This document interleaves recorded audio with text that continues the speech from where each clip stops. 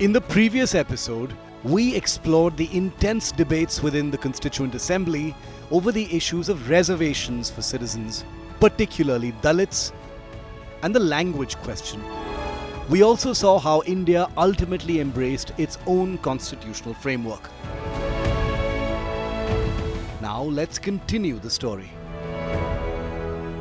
Hello and welcome. I am Preeti Chaudhary.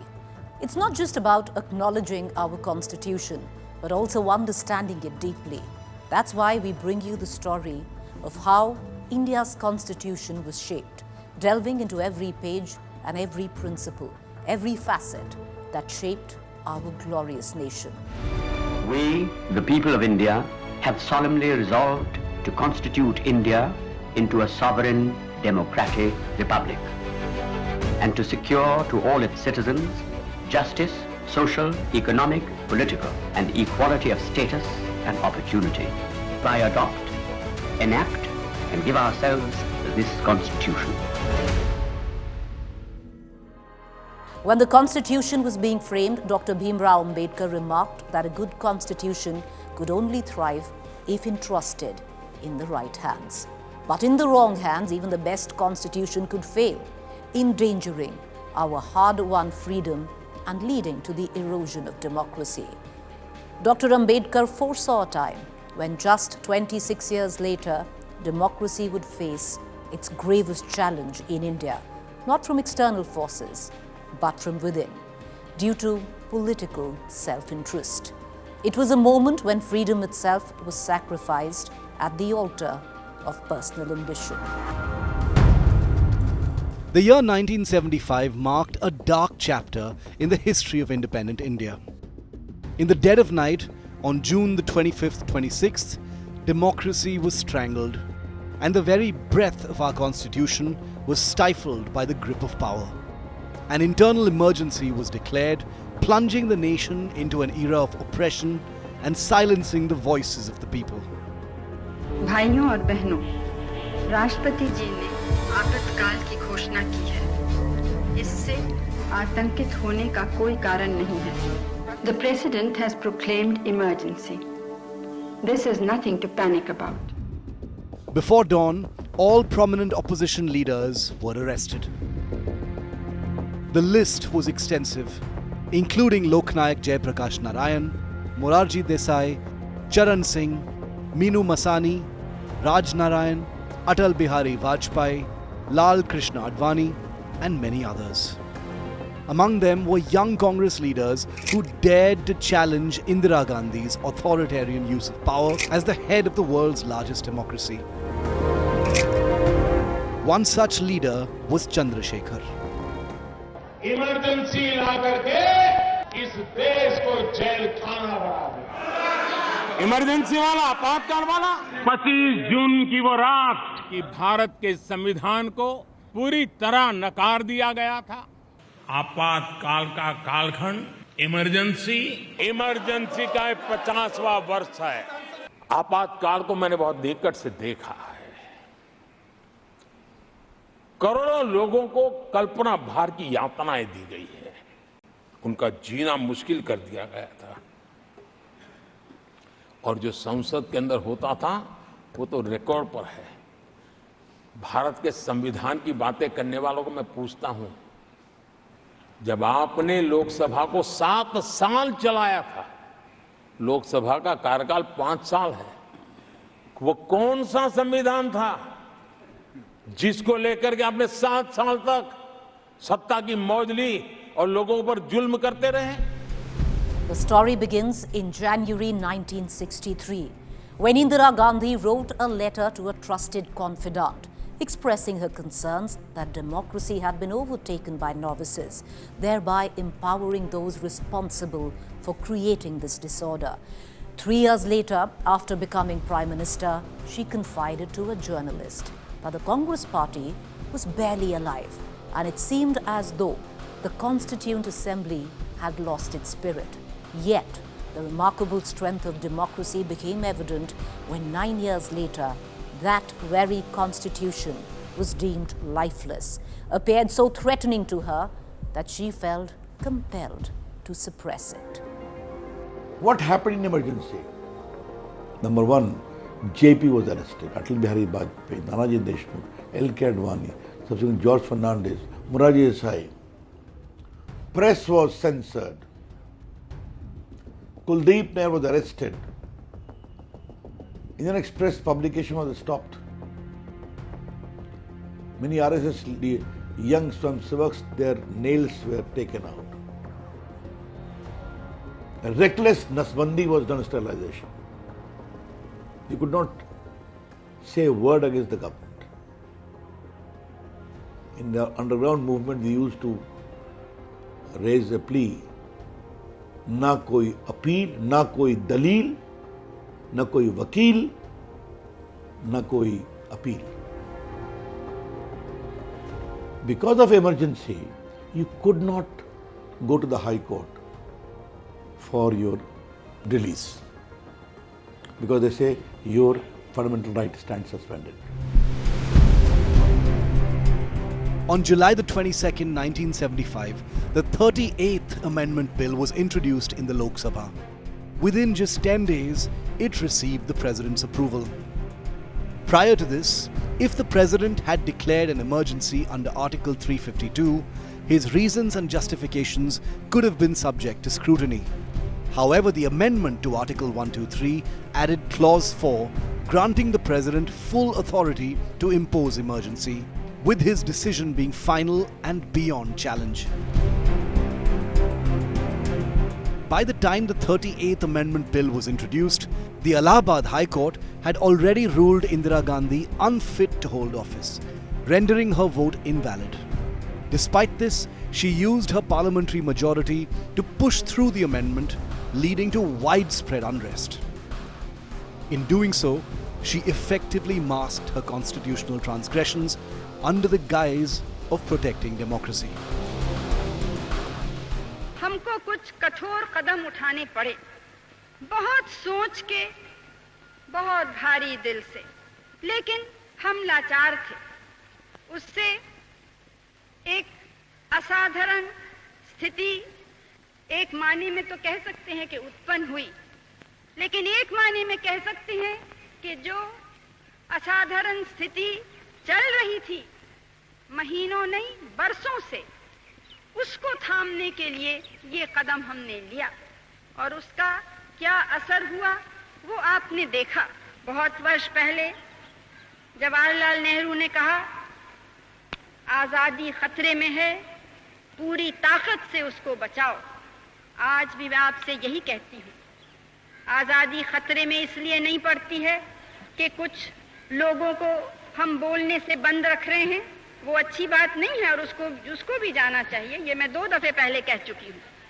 लेकिन आजादी को खतरा तब होता है जब आजादी के मानी क्या है, लोकतंत्र के सच्ची मानी क्या है, देश का हित कहाँ है, इन चीजों को जब हम भूल जाते हैं तब असली आजादी को खतरा होता है।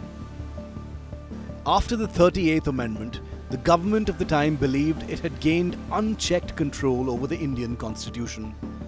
Just 16 days later, the 39th Amendment Bill was introduced in the Lok Sabha. On the morning of August the 7th, 1975, the 39th Amendment was presented in the Lok Sabha.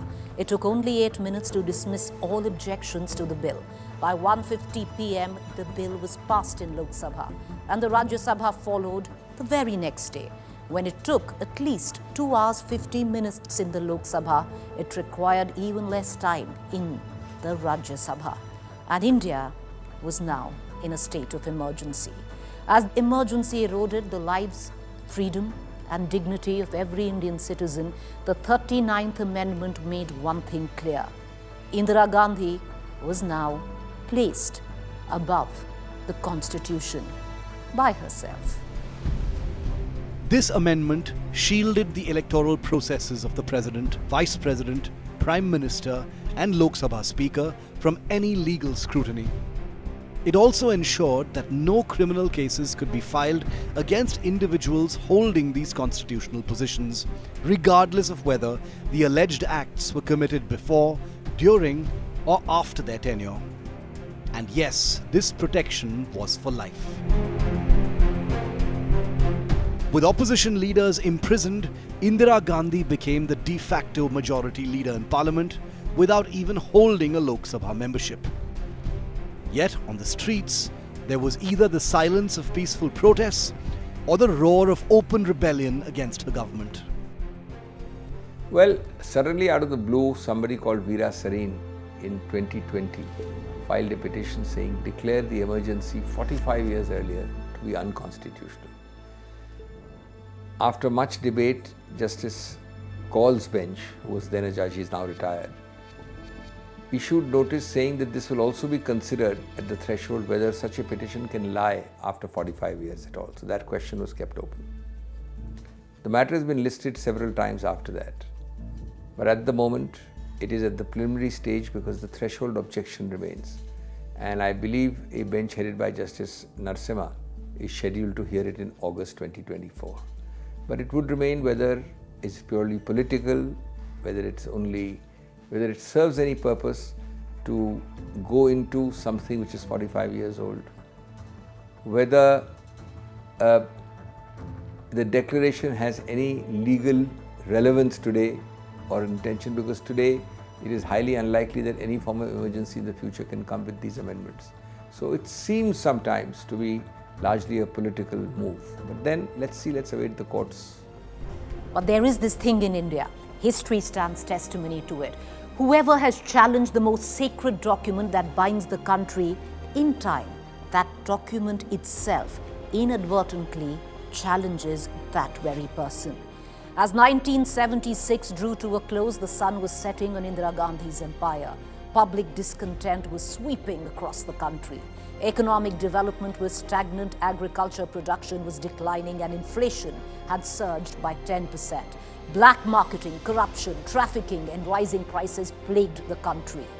Government officials and teachers were especially disillusioned when they were pressured to meet sterilization quotas.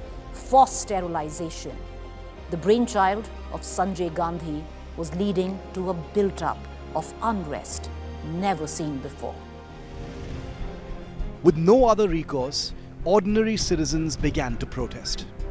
They recognized that emergency was a grave threat to democracy, endangering their freedom.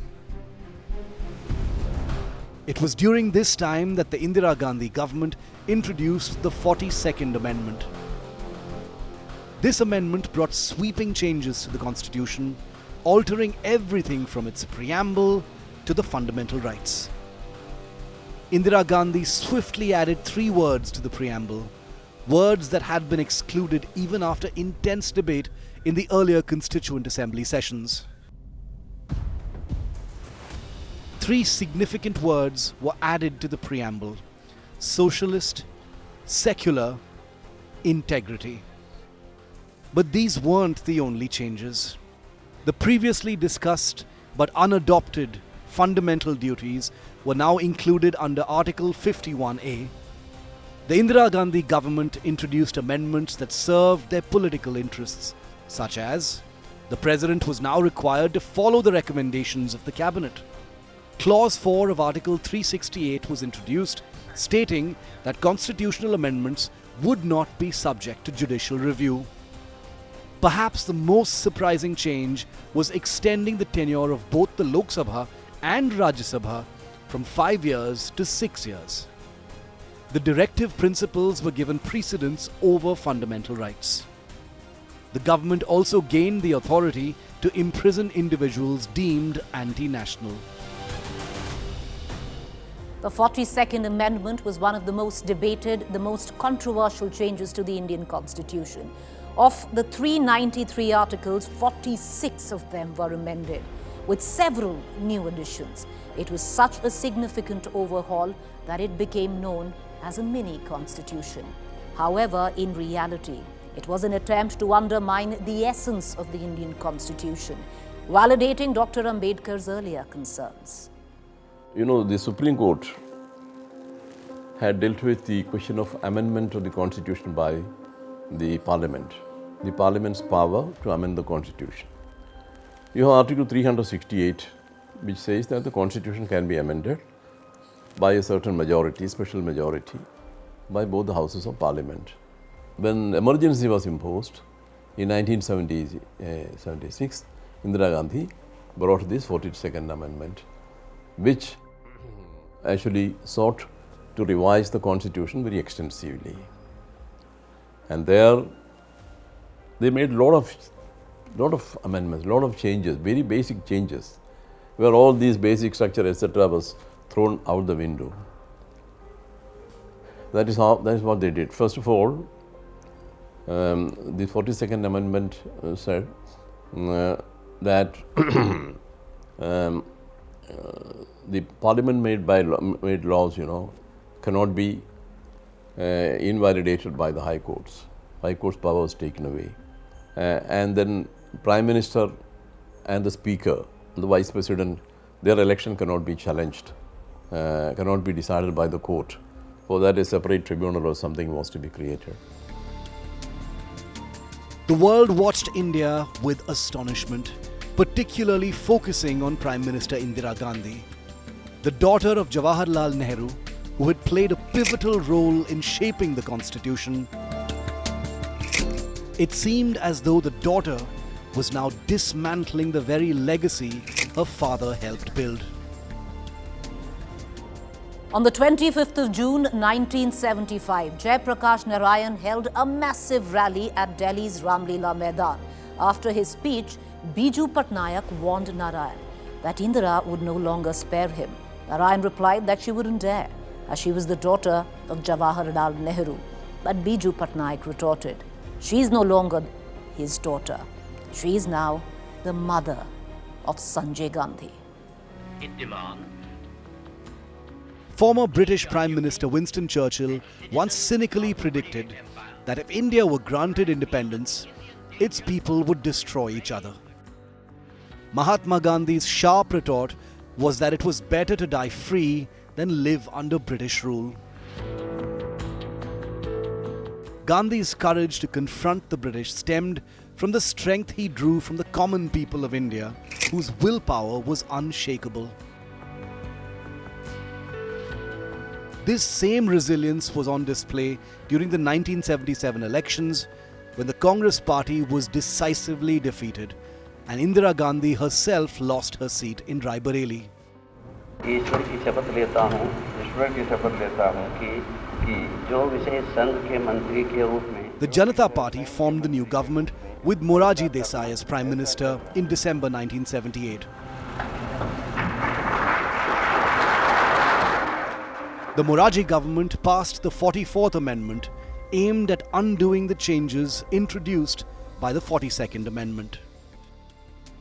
This time, the powers of the President were expanded, allowing the President to send any bill back to the Cabinet for reconsideration. The Parliament and Legislative Assemblies reintroduced the quorum system for conducting proceedings. The term of the Lok Sabha and Legislative Assemblies was reverted to 5 years. It was also established that a large majority would be required to declare an emergency. Even if an emergency was imposed, Articles 20 and 21, which protect the right to freedom, would not be suspended. In Section 352, the basis for declaring an internal emergency was changed from internal unrest to internal rebellion. Additionally, Clause 5 was added to Section 352, restoring the powers of the Supreme Court. However, the Janata Party government only made the changes necessary to strengthen democracy. 44th Amendment was in the high point of the movement that was led by Jayaprakash Narayan, and which brought Prime Minister Morarji Desai's government, which was the first major alliance government that came to the center. And the 44th Amendment's job was to ensure that what happened during 1975 and the emergency should never happen again. This is what their intent was. The Janata Party government came to power in March 1977, but the 44th Constitutional Amendment wasn't passed until December 7, 1978. Why? the Janata Party was meticulous in its actions, carefully considering each step and seeking consensus from other parties. Despite being hailed as the savior of democracy, the Janata Party government soon crumbled due to internal conflicts. Morarji Desai's government fell and Charan Singh became Prime Minister. The push for change spread from Delhi to Haryana, Gujarat and Maharashtra. Meanwhile, Indira Gandhi returned to power. I, Indira Gandhi, do solemnly affirm. But at that time, when it was declared in 1977, in the subsequent election, Mrs. Gandhi lost. But 18 months after she lost, she came back to a thumping majority. So the people of India took everything into account and put an end to the whole idea of whether the emergency was right or wrong, good or bad. They put an end to it and they reposed their faith in Indira Gandhi again. And then she went on, and then her successors went on to win many, many elections. But after her assassination in 1984, her son Rajiv Gandhi won an overwhelming majority, one even greater than Nehru ever achieved. Over time, the purity of political ideals began to fade. Politicians obsessed with power would often win elections under one party's banner, only to switch to another for more influential positions. Though Rajiv Gandhi secured a significant majority, he introduced an amendment that made it more difficult for MPs to switch parties, aiming to curb the practice of opportunistic political shifts. Defections would have taken place on a large scale if this law had not been brought in. So in my view, it has curbed to some great extent, but still there are loopholes in this. And politicians are very intelligent people, and they can, find loopholes in everything, and they will use that. That is what the legislature should do. But legislature consists of politicians. It is the ruling party which has to take the initiative in that. But if the ruling party itself is the beneficiary of defection, then why should they take any initiative in changing it?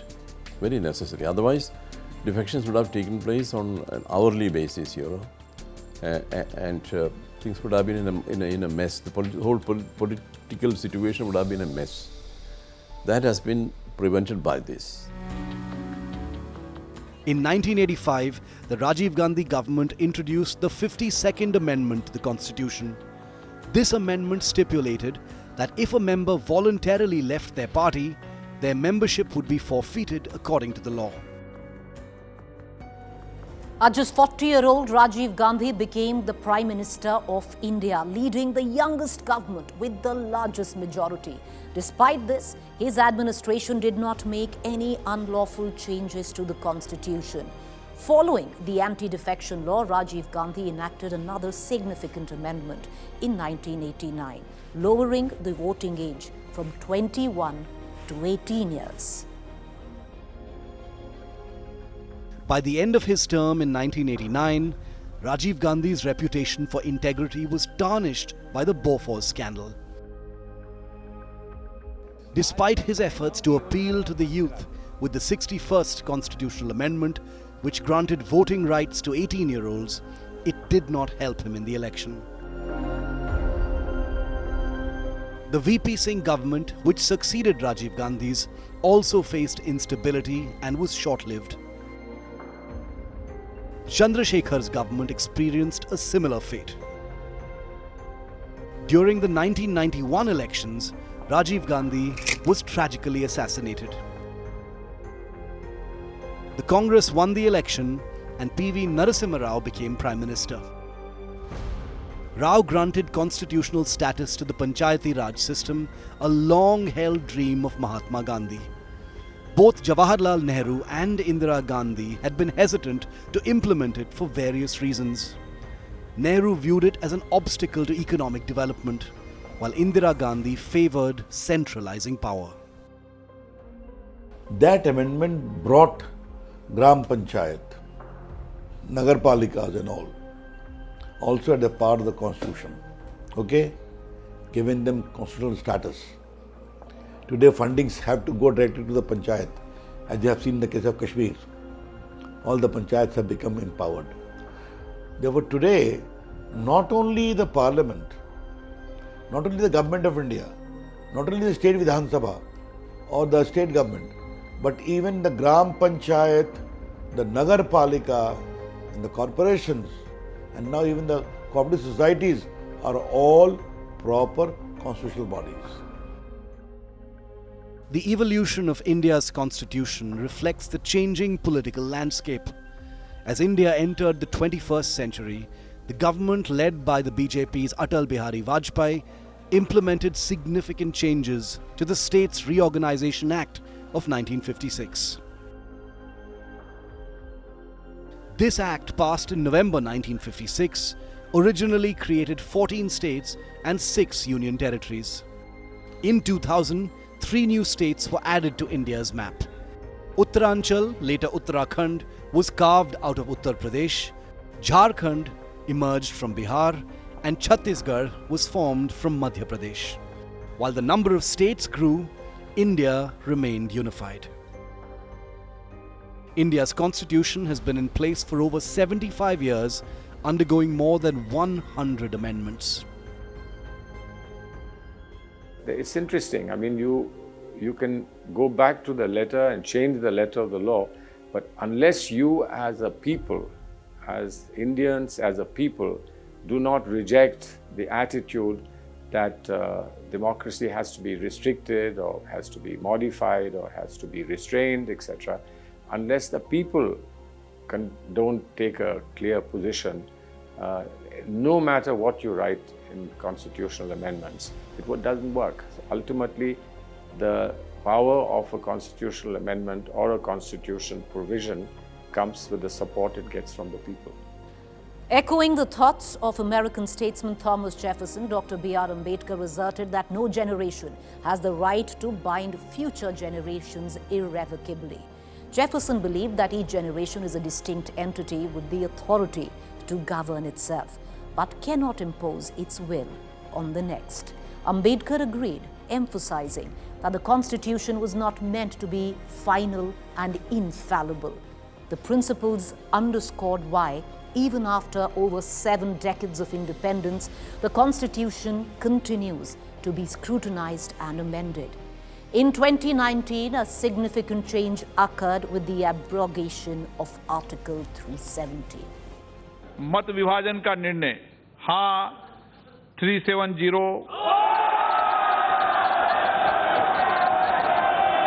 ना 70 निर्णय हाँ वालों के पक्ष में हुआ. On August 5th, 2019, the Indian government revoked most of Article 370 of the Constitution, which had granted special autonomy to Jammu and Kashmir. सभापति महोदय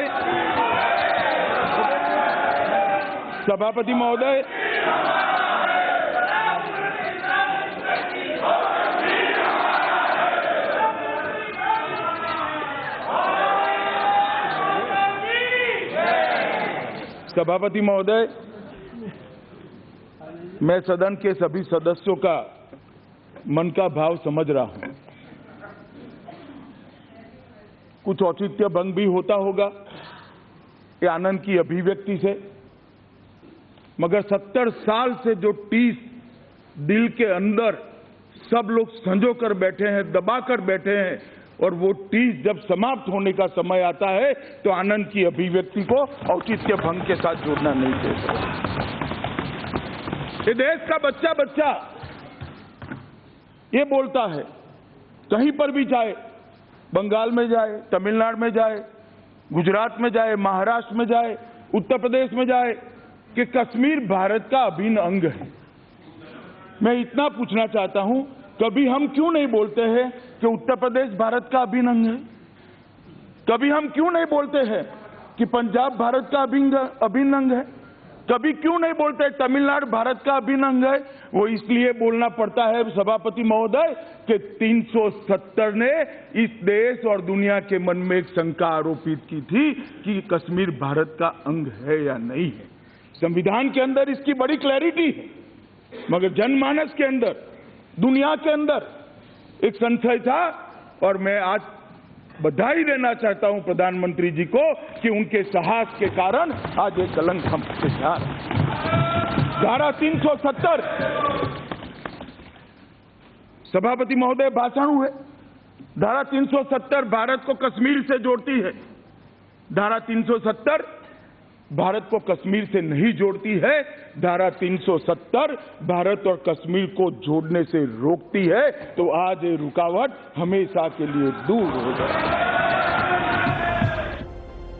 Article 370, effective since October 1949, allowed Kashmir to enact its own laws in most areas except finance, defense, foreign affairs and communications. केवल कश्मीर पे कहना खुशी मनना अच्छी बात है, लेकिन हम खुशी जानना चाहते हैं कि ऐसी खुशी नागालैंड वाली कब मिलेगी, हमें सिक्किम वाली कब मिलेगी, मिजोरम वाली कब मिलेगी। और जिस तरीके से आपने लोकतंत्र में छल कपट किया है, धोखा दिया है, दबाव बनाया है, आपने बंदूकें ही कर दी साहब। इसीलिए सर आज मुझे खुशी होती है कि सर जब हम लोग के ऊपर आज तक ये आरोप लगते रहे कि भैया ये तो जुमलों की सरकार है, जुमलों की सरकार है, और आज हमारे ऊपर ये आरोप लग रहे हैं कि आपने जो अपने मैनिफेस्टो में लिखा आपने उसको पूरा कर दिया। Congress party had called this a black day. Let me explain why we think it is indeed a dark day for India's democracy. You have brought this bill, sir, to this House without consultation with the local parties, with the state legislature out of session for more than 6 months, with democratically elected political leaders, including 2 former MPs, 2 former CMs of the state, Omar Abdullah and Mehbooba Mufti, under arrest, and the whereabouts of our own colleague, Dr. Farooq Abdullah, unclear. We still need to know where he is. This day has already gone down in the history of India as a day of redemption, as a day of rejuvenation, as a day of resurgence. The manner in which this has been done is completely unconstitutional and it's against all the principles of democracy. There are rules to be followed. When such things are done, those rules have not been followed. The Congress party, as I have said, will always fight for the constitution and for democracy.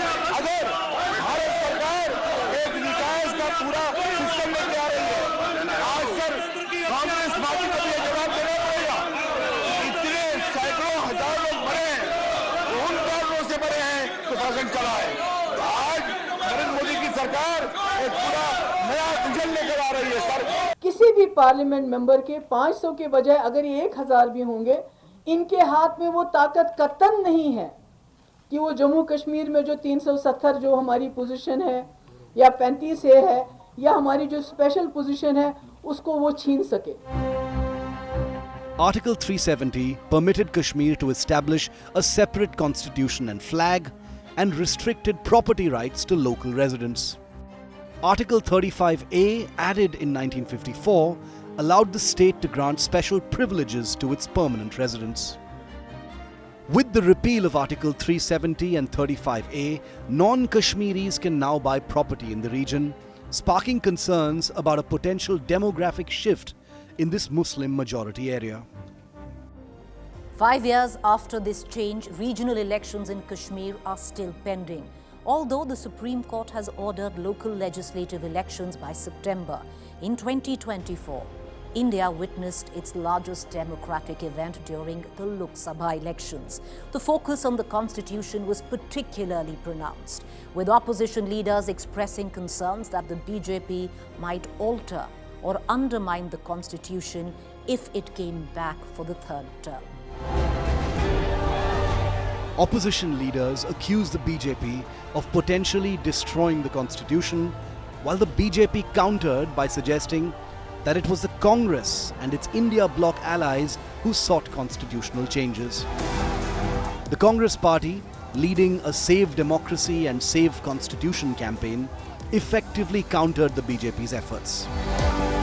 Despite a high-profile campaign for 400 seats, the NDA struggled to surpass the majority mark, partly due to the opposition's successful campaign. ये संविधान का चुनाव है।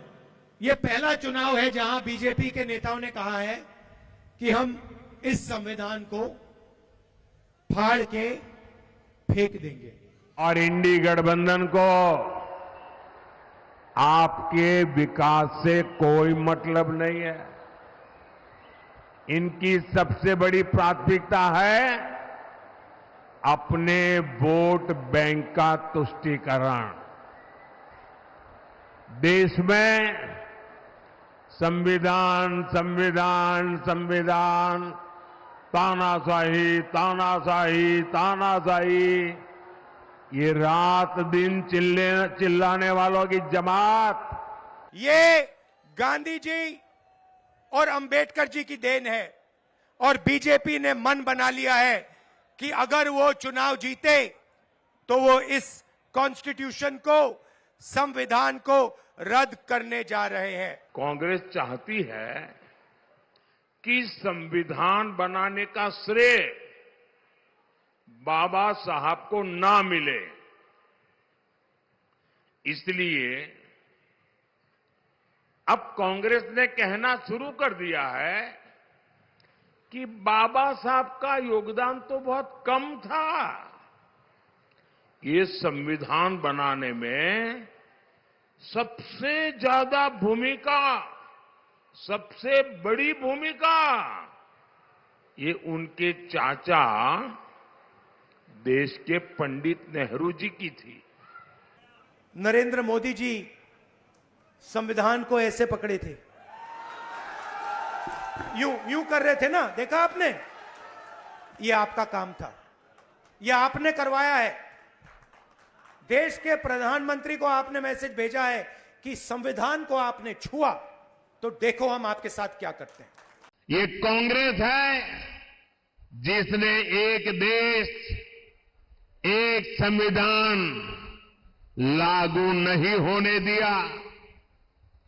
ये आज संविधान के नाम पर झूठ फैलाने वाले लोग, मैं उनको सवाल पूछता हूं, अगर आपके लिए संविधान इतनी अहमियत थी तो आपने बाबा साहब आंबेडकर के संविधान को पूरे हिंदुस्तान में लागू करने की हिम्मत क्यों नहीं दिखाई? The story didn't quite just end there. The ruling party then went a step further by declaring a day to commemorate the death of the Constitution. The situation escalated when the ruling party declared June 25th as Samvidhan Hatya Divas, Murder of Constitution Day, to commemorate emergency imposed by the Congress government under Indira Gandhi in 1975. India is Indira, Indira is India. ये इनकी सोच हो गई थी। ये प्रजातंत्र का गला घोटने वाले लोग।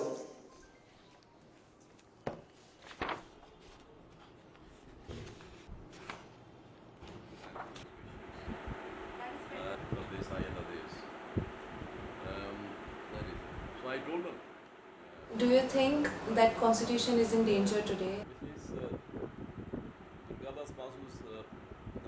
It's sometimes a very oversimplistic, misleading question because it doesn't mean that the constitutional text is endangered by an amendment happening tomorrow, by somebody doing an emergency, etc. I don't think constitution is in danger at the moment.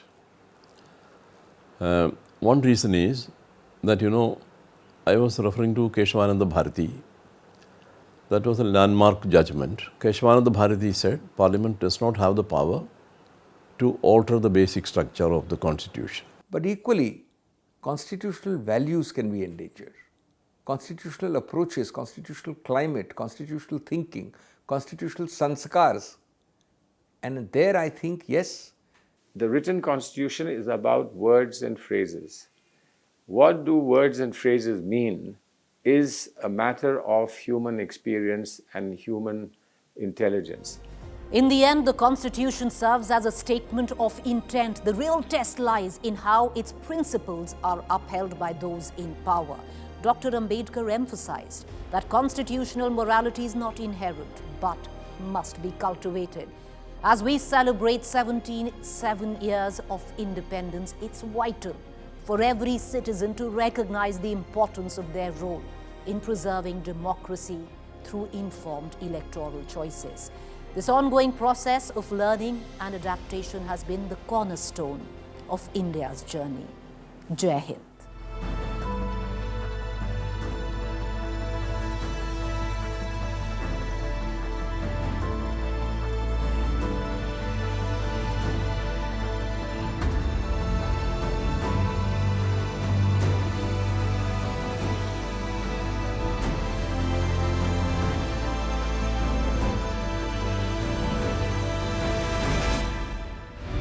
We, the people of India, have solemnly resolved to constitute India into a sovereign, democratic republic, and to secure to all its citizens justice, social, economic, political, and equality of status and opportunity.